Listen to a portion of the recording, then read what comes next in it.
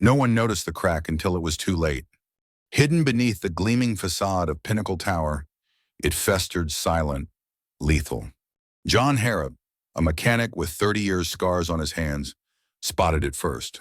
In the basement's stale air, amid steel and concrete, he found what the inspectors missed. A hairline fracture snaking its way up a pillar small, but with the power to bring giants down. John knew one thing: cracks don't stay small. Thousands of lives above him, minutes ticking away. It was the beginning of something unstoppable.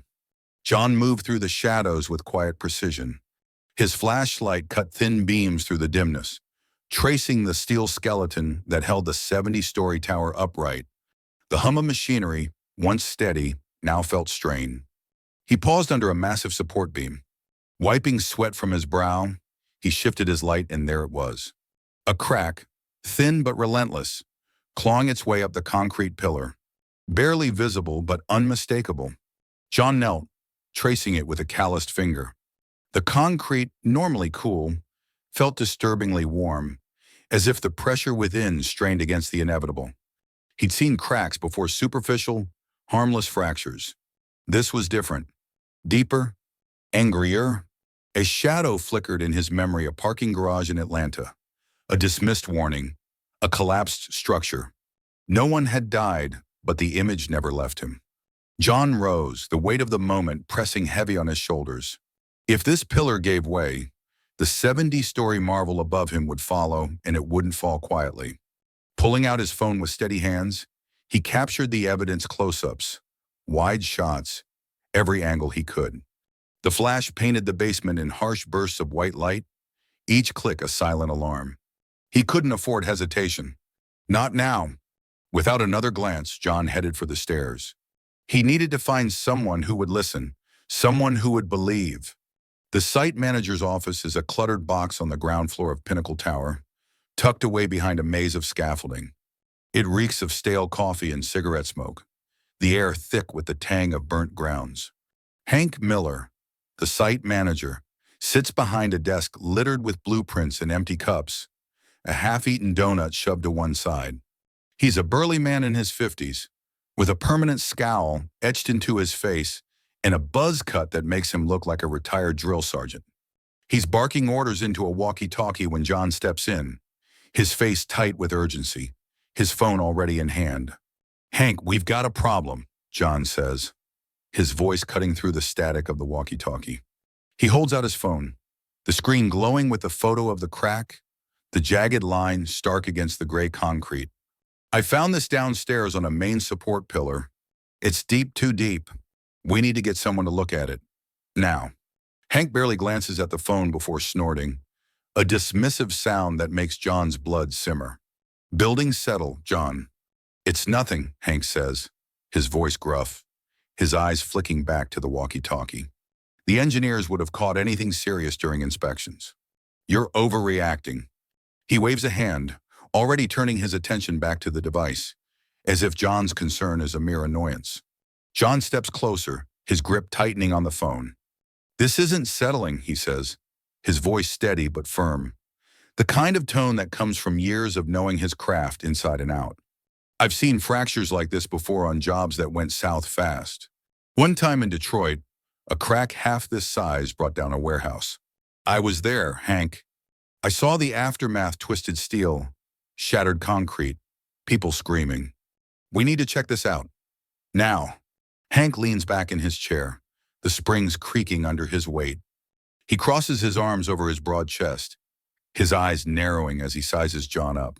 John feels the weight of that gaze, the unspoken judgment he's faced too many times before. "We've got a team for that," Hank says, his tone dripping with condescension. "Ivy League boys with clipboards and fancy degrees. They've been over every inch of this place. You stick to pipes and wiring, John. That's your lane." John's jaw locks, a muscle twitching in his cheek as he fights to keep his temper in check. He's heard this before too many times to count. On every job, it's the same story: the college-educated engineers get the respect, while guys like him, who've learned their trade through sweat and grit, get pushed aside.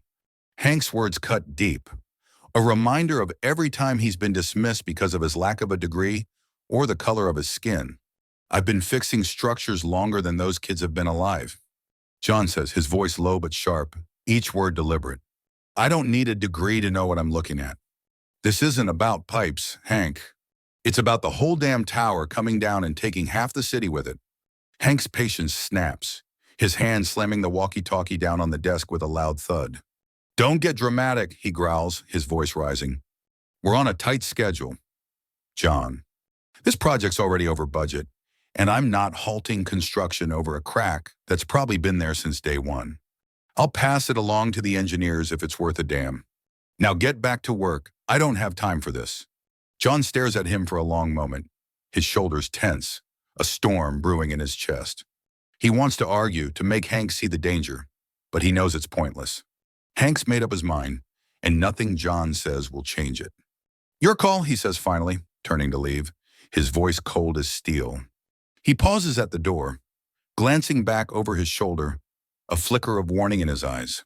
Just hope you're right, Hank, because if you're wrong, we're all going to pay for it. As he steps back into the chaos of the construction site, the sound of drills and shouts filling the air, John feels a bitter mix of anger and resolve. He's been ignored again, but this time, he won't let it stop him. Outside Pinnacle Tower, the city pulses with noise, a symphony of chaos that never stops. Cars honk in the morning traffic, cranes groan overhead, and construction workers on their lunch break shout to each other across the site, their laughter mixing with the rumble of a nearby jackhammer. John paces the sidewalk in front of the tower, his boots scuffing against the gritty pavement, his mind a storm of worry and frustration. The crack haunts his thoughts like a ghost he can't outrun the way it looked under his flashlight, the way it felt under his fingers, rough and jagged and deeper than it had any right to be. He can still hear the building's faint groan, a deep, unnatural sound that sent a shiver down his spine. He's seen what happens when warnings go ignored and the memories flood back, sharp and unyielding. 10 years ago, on a job in Chicago, he'd flagged a similar issue on a factory roof, same kind of crack, same kind of dismissal from the higher-ups. He'd been younger then, less experienced, but he'd known something was wrong. The foreman, a gruff man named Bill, had laughed him off, told him to stick to fixing the boiler and leave the structural stuff to the engineers. 2 weeks later, during a heavy storm, the roof caved in, a deafening crash of steel and concrete that John can still hear in his nightmares. A worker had been trapped under the debris for hours, his screams echoing through the wreckage until the fire department pulled him out. John had stood there, watching the rescue, his hands trembling, knowing he'd been right and knowing he'd been ignored. That day left a scar, a quiet vow to never let it happen again. John stops pacing, glancing up at the tower. From down here, it looks like a giant mocking him, its glass face hiding the danger he knows is brewing below. If that pillar gives way, the skyscraper could collapse, and the surrounding streets would be a disaster zone. He thinks of the thousands who will work here, executives, secretaries, janitors, the families who will visit the shops on the ground floor, the kids who will play in the plaza out front, chasing pigeons under the tower's shadow. For a moment, he feels a pang of helplessness, a weight he's carried on too many jobs where his voice didn't matter. But he pushes it down, his resolve hardening. He can't let it slide, not this time. He pulls out his phone, scrolling through his contacts with a determined swipe of his thumb. He needs someone who'll listen, someone with the power to make people pay attention before it's too late. He stops at a name, Lisa Carter, a journalist with the city's biggest news outlet, known for digging up truth where others see only dirt. They met at a community fundraiser a year back, where John had been volunteering to fix a broken generator. Lisa had been covering the story, and they'd gotten to talking over cups of lukewarm coffee. She'd been fascinated by his tales of outsmarting shoddy contractors, how he'd once saved a school gym from flooding by rerouting a busted pipe just hours before a big game, or how he'd caught a contractor using cheap bolts on a bridge project and forced them to redo the whole thing. You ever find a scoop? You call me, she'd said, handing him her business card with a grin. I could use a guy like you. John dials her number, his heart pounding. The phone rings once, twice. Then Lisa picks up, her voice sharp and curious.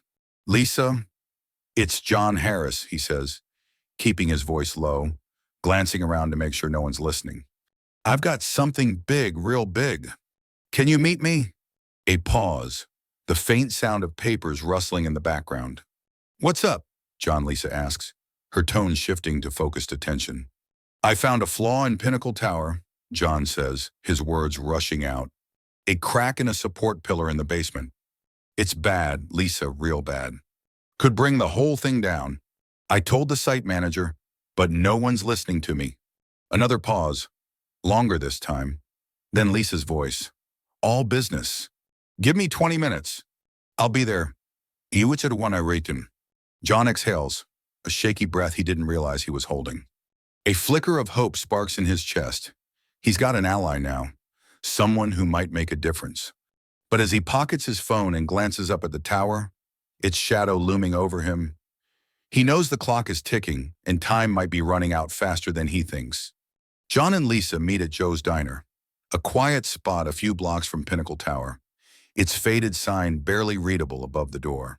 The air inside carries the scent of espresso and frying bacon, the hum of conversation, a low buzz that makes it the perfect place to talk without being overheard. John sits in a booth near the back, his fingers tracing the rim of a chipped mug of black coffee he hasn't touched. The crack haunts his thoughts like a ghost he can't outrun, its jagged shape burned into his mind. He glances at his watch, 10:15. In Mayo. 2 hours have passed since he found the flaw, and every minute feels like a countdown. He looks up as the bell above the door jingles, and Lisa walks in, her stride purposeful, her eyes scanning the room until they land on him. She slides into the booth across from him, her notebook already open, her pen tapping a restless rhythm against the table. Lisa Carter's a wiry woman in her 30s, with short brown hair and a no-nonsense air that makes people sit up and listen. Her eyes are sharp, the kind that see through lies, and her hands are stained with ink from years of scribbling notes on the fly. Show me, she says, her voice clipped, straight to the point. John hands her his phone, the screen glowing with the photos of the crack. He watches her face as she zooms in on the jagged line, her expression shifting from curiosity to concern. This looks bad, she says after a long moment, her voice tight, her pen hovering over her notebook. Real bad, John, but photos alone won't cut it. I need more blueprints, inspection reports, something solid to run with. If I'm going to break a story this big, I need proof that'll hold up under scrutiny.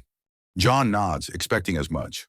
I figured you'd say that, he says, leaning back in the booth. Can you get into city records?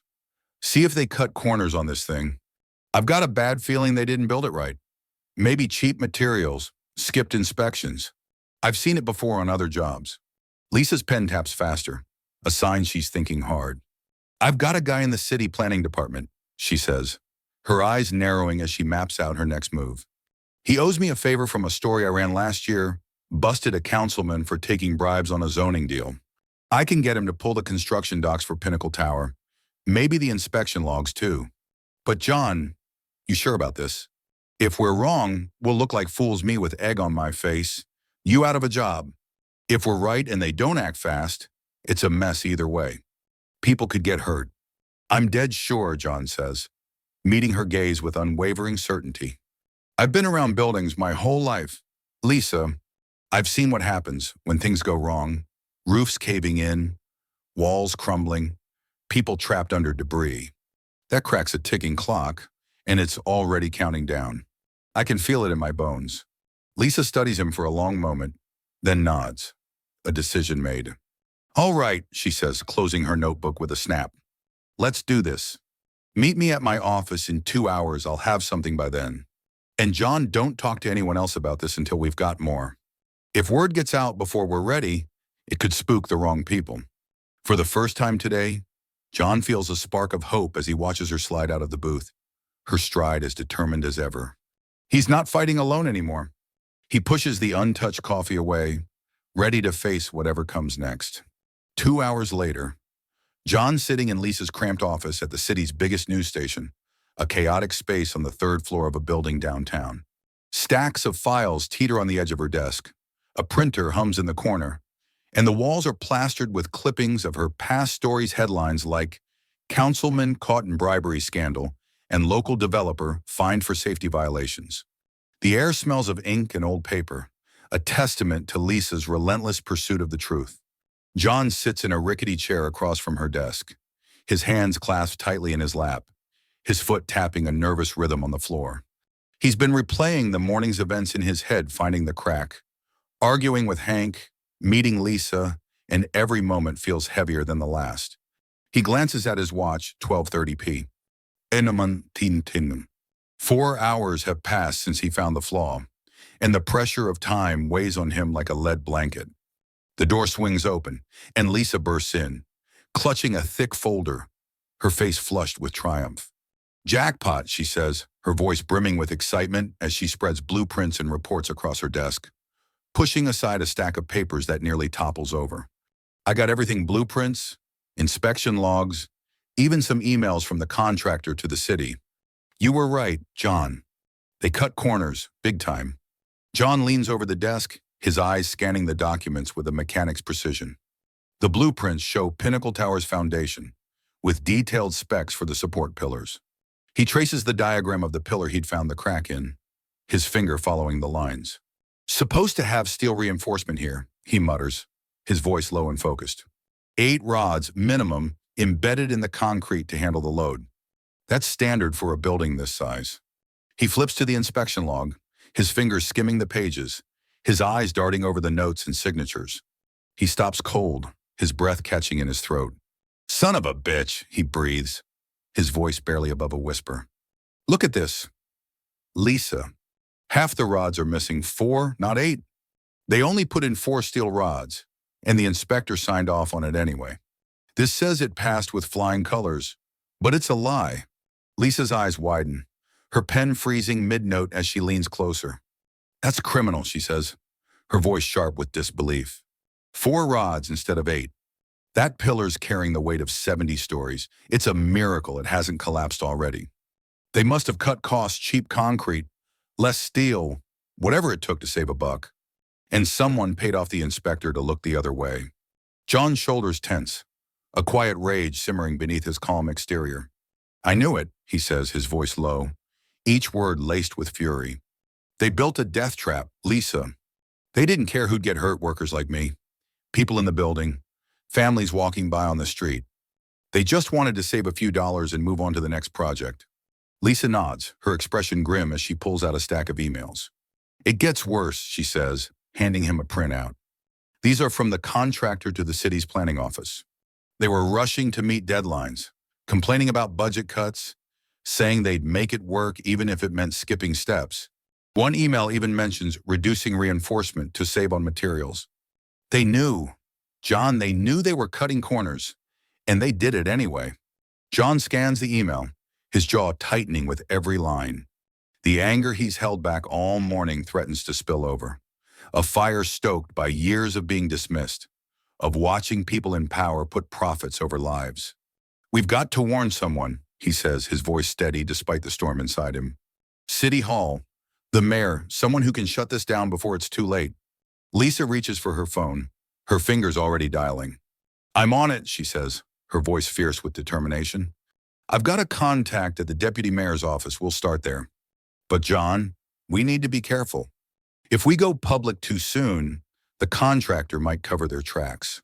We need to make sure they can't wiggle out of this." John nods, but a flicker of doubt crosses his mind. "They didn't listen to me at the site," he says, his voice low, his eyes fixed on the blueprints. "What makes you think they'll listen now?" Lisa meets his gaze, her expression unwavering. "Because now we've got proof," she says, her voice fierce. "And I'm not letting this go. We're going to make them listen, John, one way or another." As they gather the documents and head for City Hall, John feels the crack's shadow looming over him, a silent threat that grows with every passing minute. 4 hours have passed since he found the flaw, and in just one more hour, the city might be in for a shock it'll never forget. It's now 12:45 p.m. On this fateful Thursday, June 5th, 2025, and John and Lisa Carter are rushing through the marble halls of City Hall, their footsteps echoing off the polished floors. The air here is heavy with bureaucracy. Men in suits shuffle papers. Phones ring incessantly, and the faint hum of air conditioning underscores the tension. John clutches the folder of damning evidence blueprints, inspection logs, emails proof that Pinnacle Tower is a disaster waiting to happen.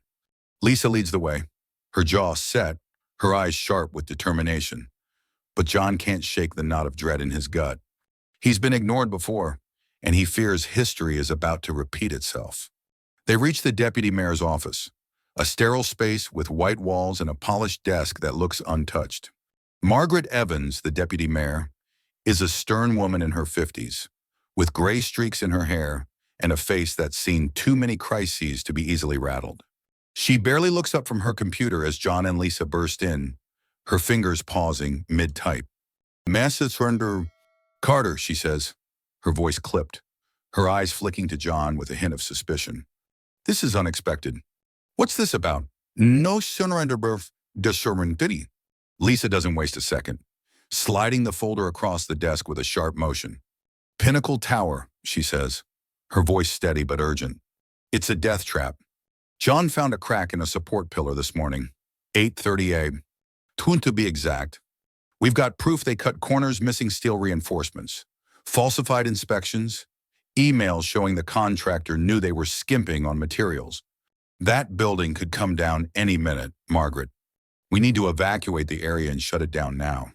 Margaret skims the documents, her expression unreadable, her fingers tapping a slow rhythm on the desk. She flips through the blueprints, glances at the inspection log, then fixes her gaze on John, her eyes narrowing. "You're the one who found this," she asks, her tone laced with skepticism. "What's your role here, exactly?" "I'm a mechanic," John says, his voice steady despite the weight of her stare. 20 years on jobs like this, I know what holds a building up and what makes it fall. That crack's deep, ma'am, and it's in a main support pillar. I've seen what happens when things like this go ignored." Margaret's lips thin, a flicker of doubt crossing her face. "Not a structural engineer," she asks, her voice sharp, as if the question is a test. John's shoulders tense, the familiar sting of dismissal cutting deep. "Don't need a degree to see what's broken," he says, his tone low but firm. "I've been keeping buildings standing since before most engineers graduated high school. This isn't a theory, it's a fact. That tower's a ticking bomb." Margaret leans back in her chair, her fingers steepled, her gaze shifting between John and Lisa. "We'll review it," she says finally, her voice cold, her words clipped. "Our structural team will assess the situation. We can't evacuate an entire block based on unverified claims." "Unverified," Lisa snaps, her voice rising, her hands slamming down on the desk. "We've got blueprints, logs, emails, proof they built a death trap. You're willing to risk thousands of lives over a review. That crack's been growing for 4 hours already. John found it at 8:30. It's 12:45 now. In one more hour, it might be too late." Margaret stands, her expression hardening, signaling the end of the meeting. "I understand your concern," she says, her tone icy. "But we have protocols. We'll handle it. Thank you for bringing this to our attention." John's shoulders slump, the weight of another dismissal pressing down on him. "I've been ignored my whole life. Lisa," he says quietly as they step back into the hall, his voice raw with frustration. "Every job, every site, same story. They see a black man with no degree and think, I don't know a damn thing." Lisa pauses, her eyes softening. "I know the feeling," she says, her voice gentler now. "I was the only woman in my newsroom for years. They thought I'd never make it. But we're here now, John. Let's make them listen together." Lisa grabs his arm, her grip firm, her eyes blazing. "They're not going to act," John mutters, his voice low and bitter. "Not until it's too late." Lisa's determination doesn't waver. "Then we make them act," she says fiercely. "We go public right now. It's 1:15 p.m. And John's back at Pinnacle Tower, standing in the park across the street, his binoculars trained on the basement level. He's been here for 15 minutes, watching, waiting, his heart pounding in his chest. Lisa's at the news station, rushing to get their story on air. But John couldn't stay away. He needed to see the crack for himself, to know if his worst fears are coming true. The tower looms above him, a silent giant hiding a deadly secret. Through the small basement window, the situation looks grim. John adjusts the binoculars, his breath catching as he sees the jagged line has spread a spiderweb of fractures, now stretching 6 feet up the pillar, branching out like frozen lightning. The concrete around it crumbles, small chunks flaking off and littering the floor below. The air chokes with dust, heavier now than this morning, and the building's groans are louder, a deep rumble that shakes the ground beneath his feet. John lowers the binoculars, his hands trembling, a cold sweat breaking out on his brow. "It's happening," he whispers, his voice a mix of fear and vindication. He knew this would happen, and no one listened. The crack claws at his thoughts, a relentless reminder of the danger he's been fighting to stop all day. He dials Lisa, his fingers fumbling with the phone, his eyes never leaving the tower. "Lisa, it's John," he says when she picks up, his voice urgent. "The crack it's spreading? I can see it from here. It's worse, much worse. The building's groaning. It's gonna go down, Lisa. We're out of time." Lisa's voice crackles through the phone, sharp and focused despite the chaos John hears in the background phones ringing. Voices shouting, the newsroom in a frenzy. "We're going live in 10 minutes, she says, her words rapid fire. "I've got the story ready, photos, documents, everything. I'm naming names, John the contractor, the inspector, the city officials who signed off on this mess. We'll force their hand. Just stay safe, get out of there." John shakes his head, even though she can't see him. "I can't," he says, his voice steady now, a resolve settling over him. "There are people in there, workers, security or delivery guys. They don't know what's coming. I've got to get them out." "John," no, Lisa starts, but he cuts her off, his tone firm. "I'm not leaving them to die," he says. "Do your job. Lisa, I'll do mine." He hangs up before she can argue, pocketing the phone as he sprints across the street, dodging traffic, his heart pounding with every step. The clock is ticking, and he's got less than an hour to save as many lives as he can. John pauses at the entrance of Pinnacle Tower, his eyes catching a glimpse of a child playing with a balloon in the plaza across the street. For a moment, he's reminded of his daughter, her laughter echoing in his memory from a summer day at the park. That memory steals him. He can't let this tower take anyone else's child away. He bursts through the entrance, his boots pounding against the unfinished concrete floor, his voice cutting through the noise like a knife. Inside where the ground floor is a hive of activity, a stark contrast to the eerie quiet below. Construction workers hammer away at drywall, electricians string wires through the ceiling, and a security guard sips coffee by the entrance, his radio crackling with routine chatter. The air smells of sawdust and fresh paint, the sounds of drills and shouts filling the space. No one knows the danger lurking beneath their feet. No one except John. "Everyone out now," he shouts, his tone commanding, his eyes wild with urgency. "The building's coming down. There's a crack in the foundation. It's failing. Get out while you can." The workers pause, tools freezing mid-motion, their faces a mix of confusion and disbelief. The security guard steps forward, his hand on his radio, his brow furrowed. "What the hell are you talking about?" he demands, his voice gruff.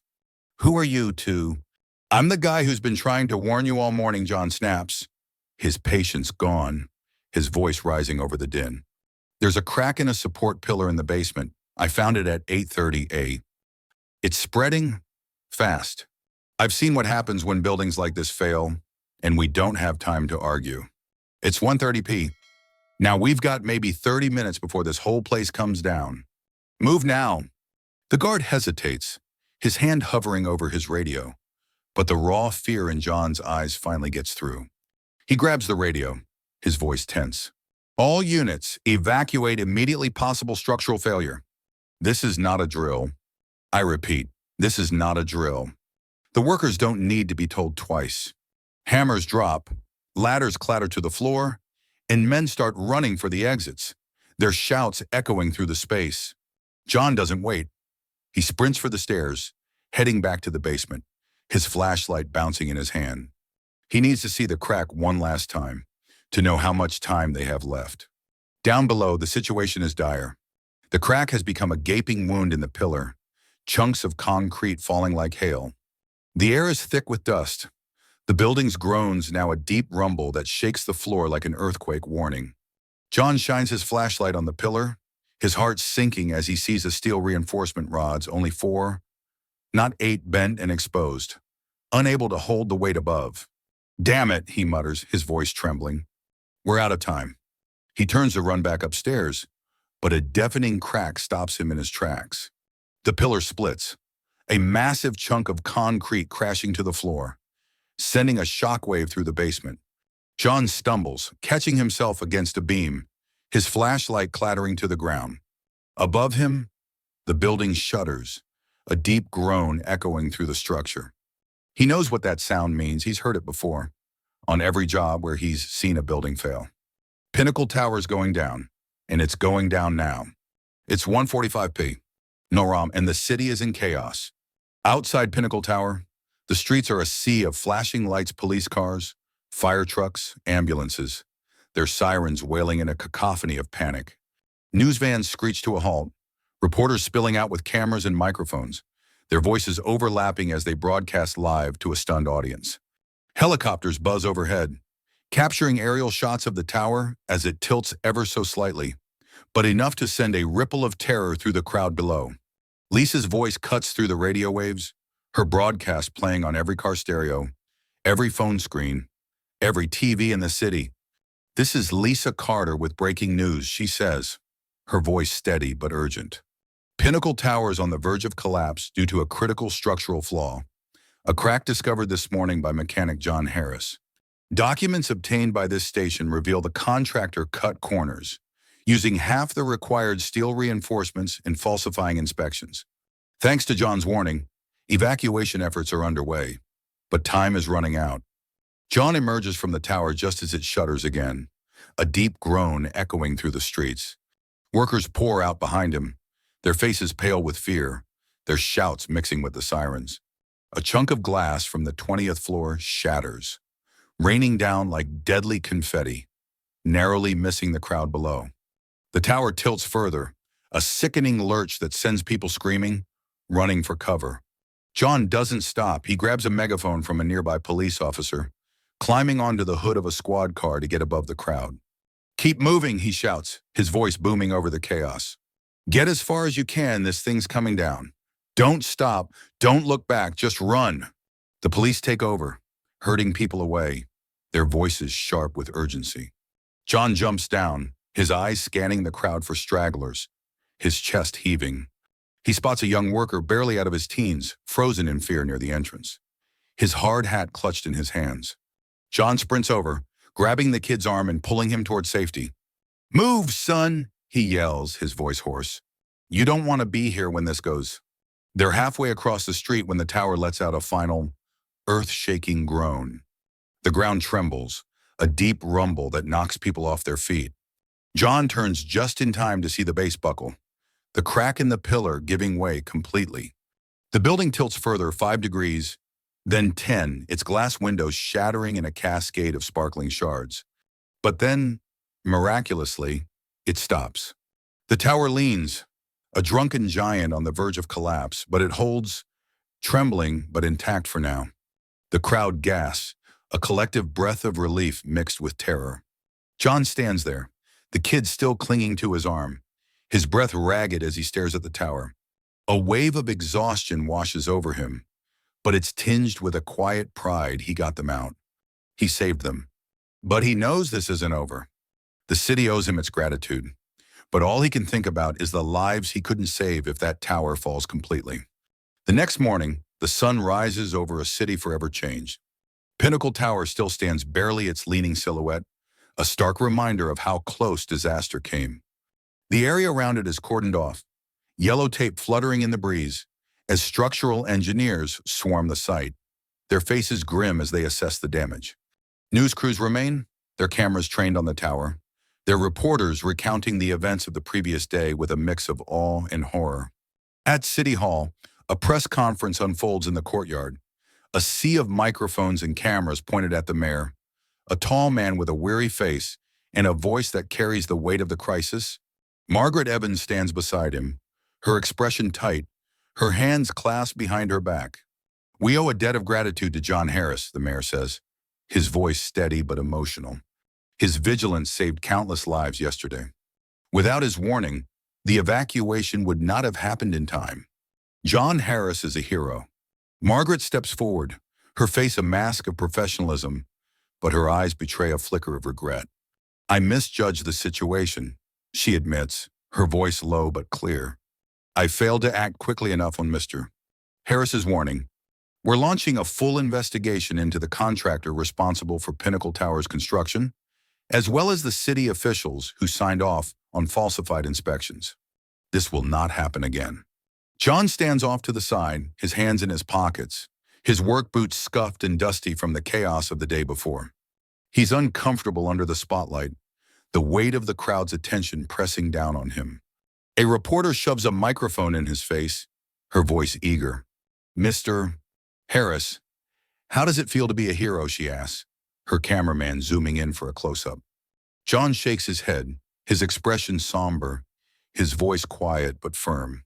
"I'm no hero," he says, his eyes fixed on the ground. "I just did my job. I saw something wrong, and I tried to fix it. Wish they'd listened sooner would have saved us all a lot of trouble." The crowd murmurs, a wave of respect rippling through them. John steps back, fading into the background as the mayor continues speaking, promising reforms and accountability. Later that evening, John sits on the porch of his small house on the outskirts of the city, a modest place with peeling paint and a creaky swing. His wife, Maria, sits beside him, her hand resting on his, her eyes warm with pride. "You made a difference, John," she says softly, her voice filled with love.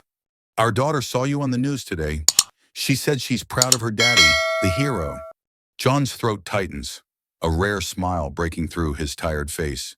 He thinks of his little girl, her bright eyes and fearless laugh, and knows he'd do it all again for her, for Maria, for the city he calls home. He gazes at the skyline, where Pinnacle Tower's scarred silhouette stands against the setting sun. For years, he's been dismissed, told to stay in his lane, but yesterday changed that, even if just a little. Maybe next time, they'll listen. Maybe next time, they'll see past the color of his skin, past the lack of a degree, and hear the weight of his words. Some heroes wear capes, but others like John Harris wear work boots and carry a flashlight, ready to shine a light on the cracks that others refuse to see. If you found John's story inspiring, don't forget to like, share, and subscribe to our channel for more powerful stories of resilience and courage. See you in the next story.